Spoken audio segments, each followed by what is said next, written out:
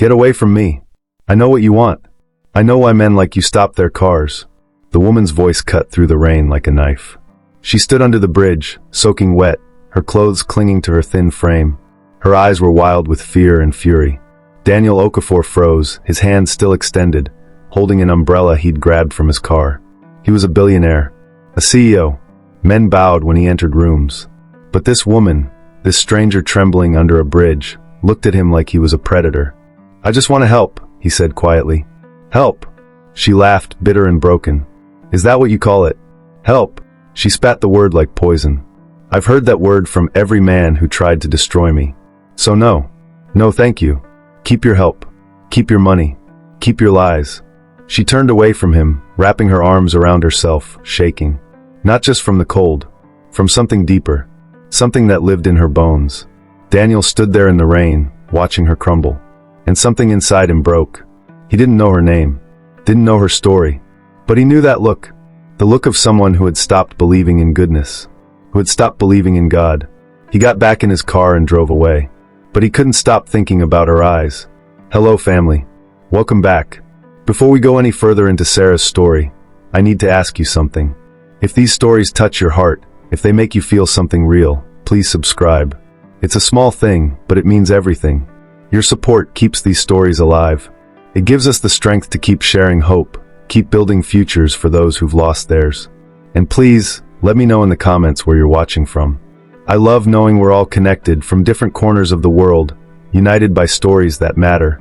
Now, let me tell you who Sarah really is, and how she ended up under that bridge, refusing help from the one man who might save her. 3 years earlier, Sarah had been a different person then. She had dreams. She was studying to become a teacher. She lived in a small town where everyone knew everyone, where church bells rang on Sundays and mothers called their daughters home before dark. That night, she'd been walking home from her evening classes. The street was quiet, too quiet. 3 men appeared. Masks covered their faces. But one detail, she would never forget one detail. A tattoo on the wrist of the man who held her down. A snake coiled around a dagger. They took everything from her that night. Her body, her future, her voice. When she discovered she was pregnant, the whispers started.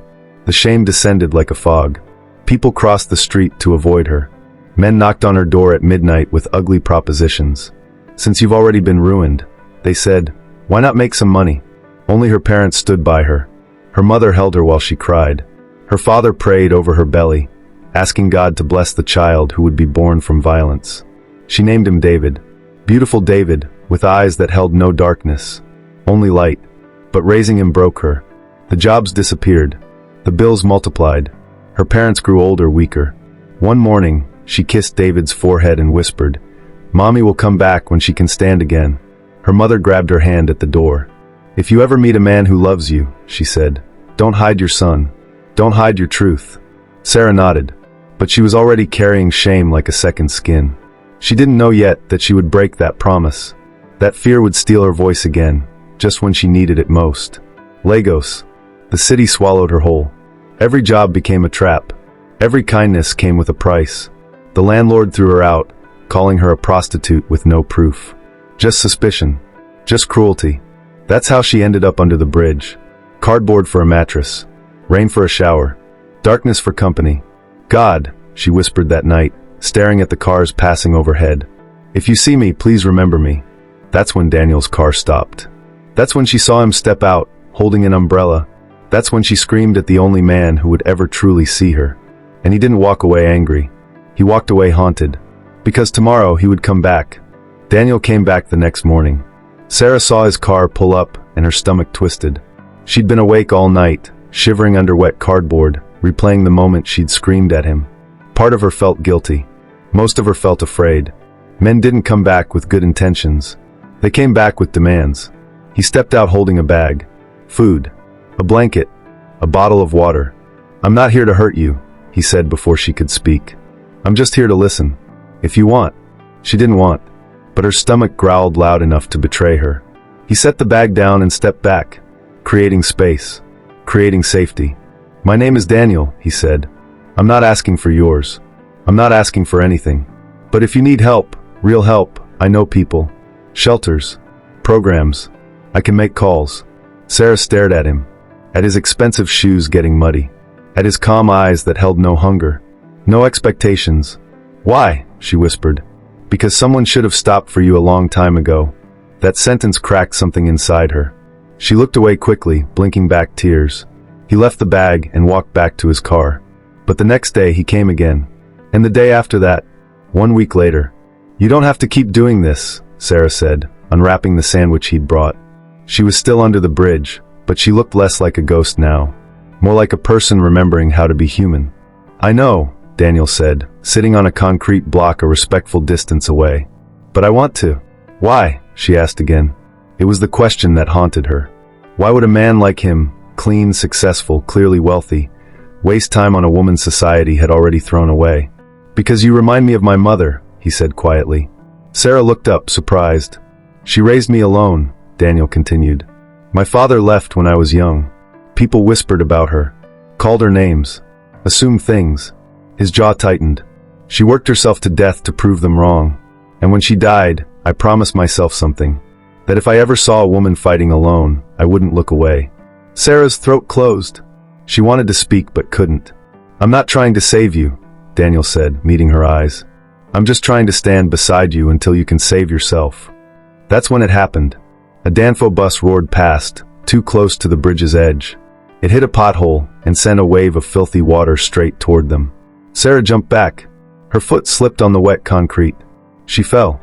Daniel lunged forward, catching her by the waist before she hit the ground. For a moment, they were frozen, his arms around her, her hands gripping his shirt, their faces inches apart. And then, accidentally, impossibly, their lips brushed. It was barely a kiss, more like a whisper, a question neither of them meant to ask. Sarah's eyes went wide. She shoved him away, stumbling backward, her hand flying to her mouth. I'm sorry, Daniel stammered, his face flushing. I didn't mean. Don't. Sarah's voice shook. Don't pretend that was an accident. It was. Men don't make accidents. She was breathing hard now, panic rising in her chest. They make excuses.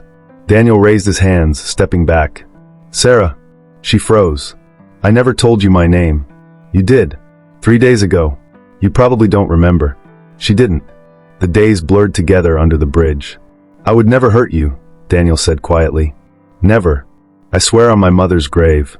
Sarah stared at him, at the honesty in his eyes, at the way he kept his distance even now. Slowly, her breathing steadied. I need to go, she whispered. But she didn't run. She just turned away, wrapping her arms around herself. Daniel watched her for a long moment. Then he got in his car and left. But that night, neither of them could stop thinking about the kiss that wasn't supposed to happen. The kiss that changed everything. If this story is touching your heart, please subscribe. Let's build this community together. And tell me in the comments, have you ever met someone who wouldn't give up on you? Someone who stayed when everyone else left? Daniel came back the next day. And the day after that. And the day after that. He never mentioned the kiss. Neither did she. But it hung between them like smoke. Invisible but undeniable. 2 weeks passed. Then 3. He brought food. Blankets. Books. He sat at a distance and talked about small things. The weather. The traffic. A funny thing that happened at work. He never asked about her past. Never demanded her story. And slowly, so slowly she barely noticed, Sarah began to trust him. I can't stay under this bridge forever, she said one evening. The sun was setting, painting the sky in shades of orange and purple. I know, Daniel said, but I have nowhere to go. You could stay with me. Sarah's head snapped toward him. What? I have a house. Too big for one person. You'd have your own room. Your own space. No strings. No expectations. He paused. Just a safe place to sleep. Why would you do that? Because you deserve better than this. His voice was firm. Certain. And because I have the power to help. So why wouldn't I? Sarah wanted to say no. Wanted to protect herself from the disappointment that always came when you trusted people. But she was so tired. So cold. So broken. Okay, she whispered. The first night, Daniel's house was beautiful. Clean. Quiet. It smelled like lemonwood polish and something else. Something that felt like peace. This is your room, he said, opening a door to a space bigger than any place she'd ever lived. A real bed. Clean sheets. A window with curtains. Sarah stood in the doorway, unable to move. There's a bathroom through that door, Daniel continued. Towels are in the cabinet. If you need anything, I'm downstairs. But you don't have to see me if you don't want to. This is your space. He turned to leave. Daniel. He stopped. Thank you. He smiled. A small, gentle smile that reached his eyes. Get some rest, Sarah. That night, she slept for 12 hours straight. No rain. No fear. Just silence and safety. 3 months later, life became something Sarah had forgotten it could be. Normal. She cleaned Daniel's house, not because he asked, but because she needed to feel useful. Needed to give something back. He gave her a job managing his household. Paid her fairly. Treated her with respect. They fell into a rhythm. She cooked breakfast. He made terrible jokes. They ate together, talking about everything and nothing. Sometimes, late at night when the power went out, they sat by candlelight. He told her about his business. His dreams of building schools for children who couldn't afford education. She told him about her love of teaching. How she'd once wanted to change the world, one child at a time. You still could, he said. My world is different now. Different doesn't mean over. One night, during one of those candlelit conversations, Daniel looked at her across the table. The soft light made his eyes look darker. Deeper. You deserve more than this world ever gave you, Sarah. Her breath caught. You deserve to be seen. To be valued. To be. He stopped himself, looking away. To be what? She whispered. Loved.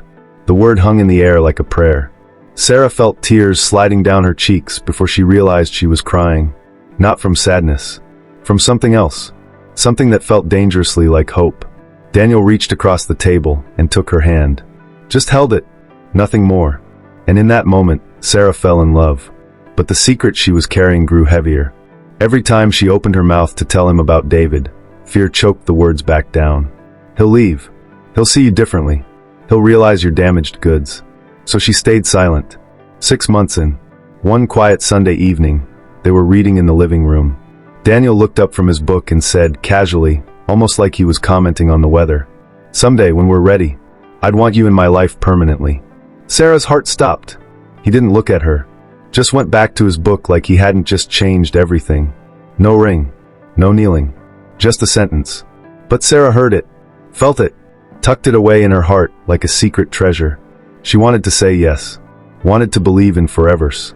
But first, she had to tell him the truth. Tomorrow, she promised herself.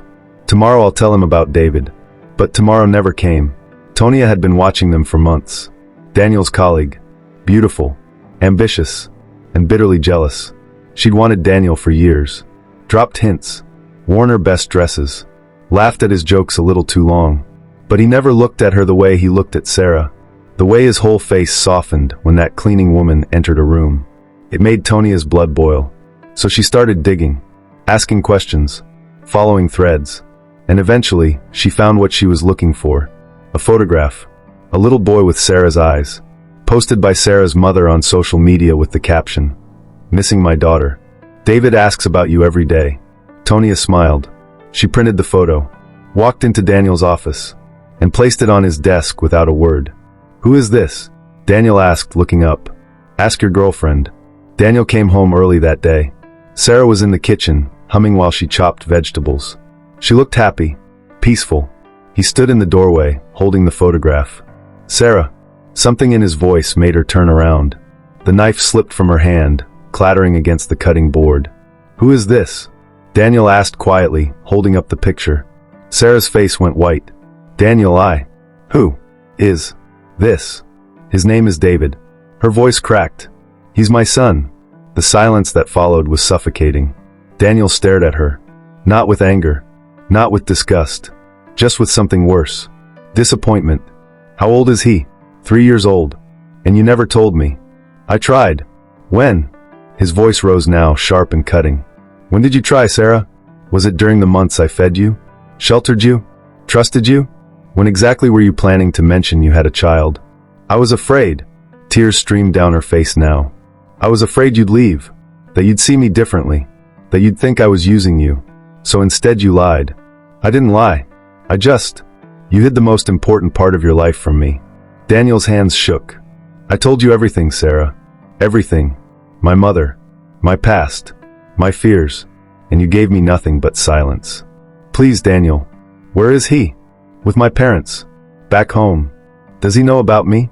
Sarah shook her head, sobbing now. Daniel closed his eyes. His jaw clenched. Then, without another word, he turned and walked toward the door. Where are you going? Sarah ran after him. I need to think. Daniel, please. Don't leave like this. He stopped at the door, turned to look at her one last time. His eyes were wet, but his voice was steady. I would have loved him, Sarah. If you'd just told me. I would have loved him like he was mine. Then he left. The door closed with a soft click that echoed like thunder.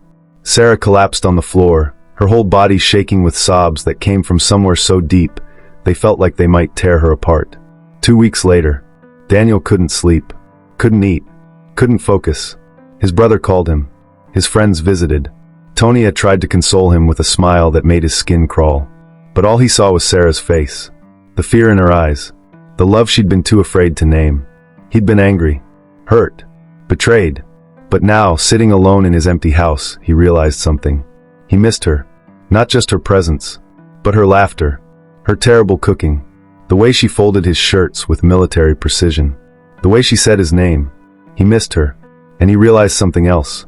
The woman he loved had been protecting herself the only way she knew how. By hiding. By staying small.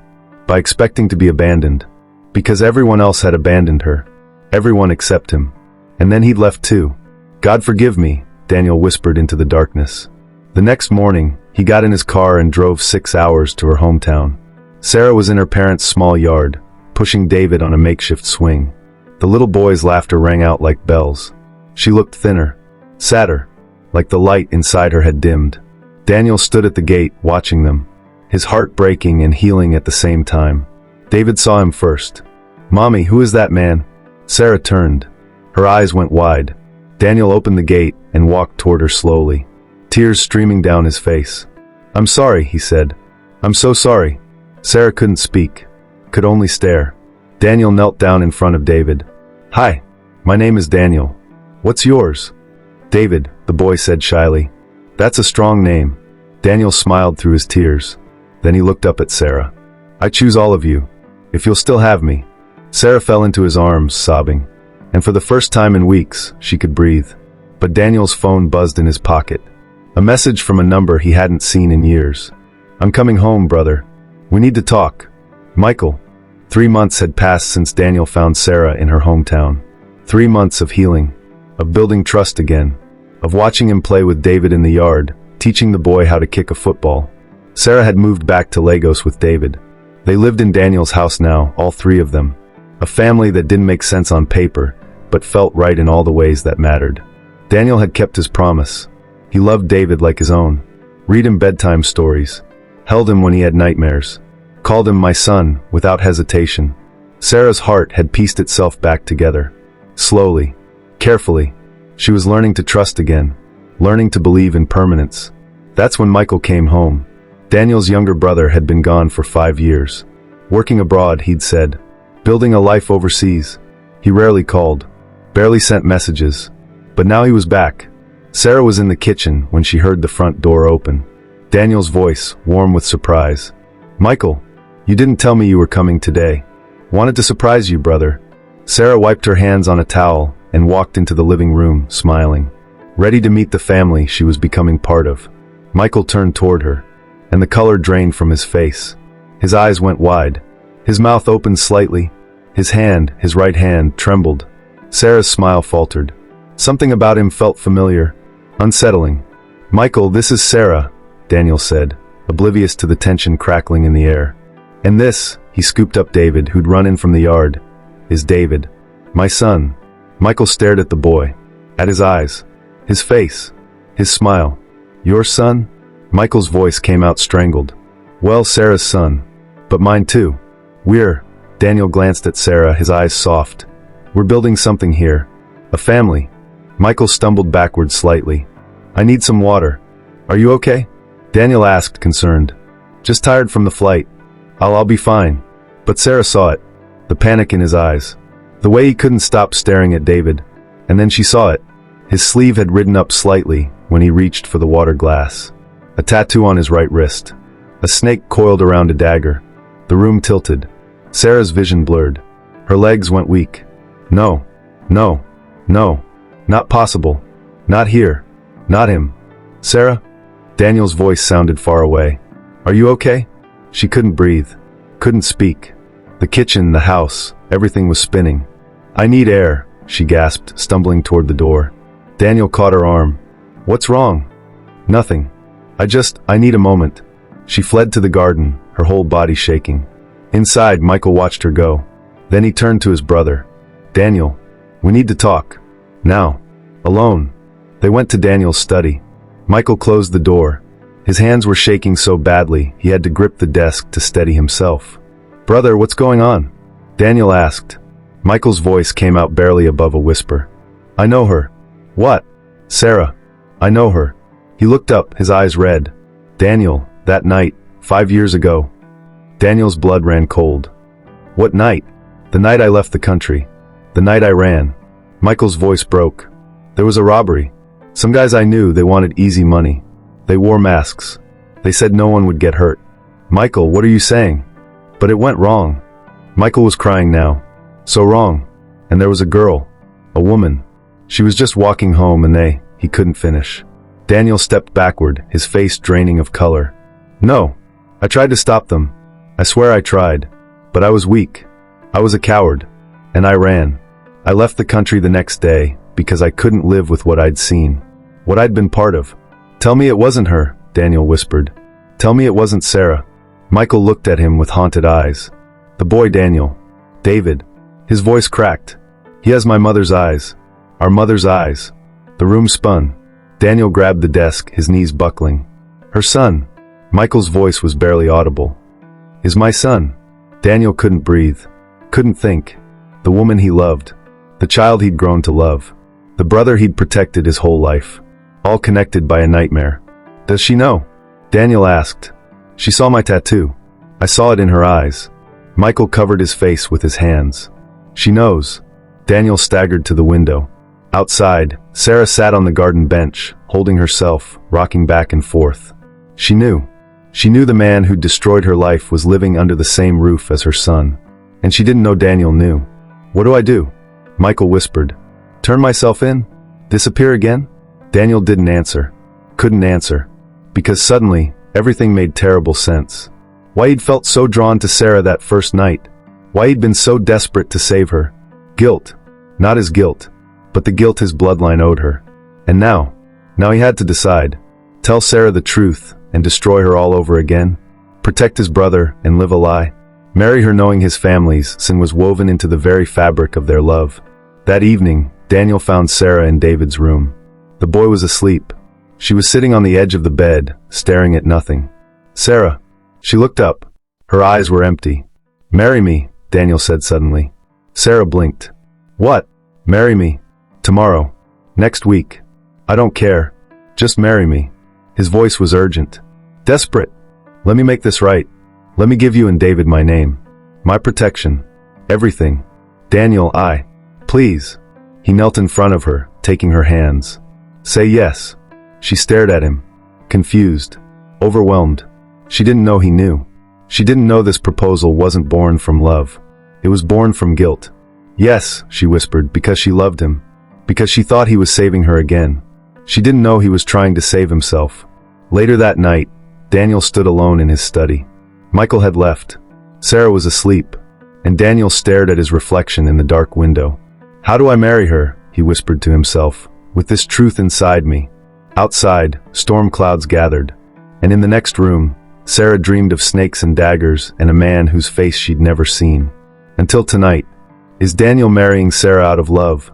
Or out of guilt? Can a family be built on a secret this dark? And what will Sarah do when she realizes the man she loves is the brother of the man who destroyed her?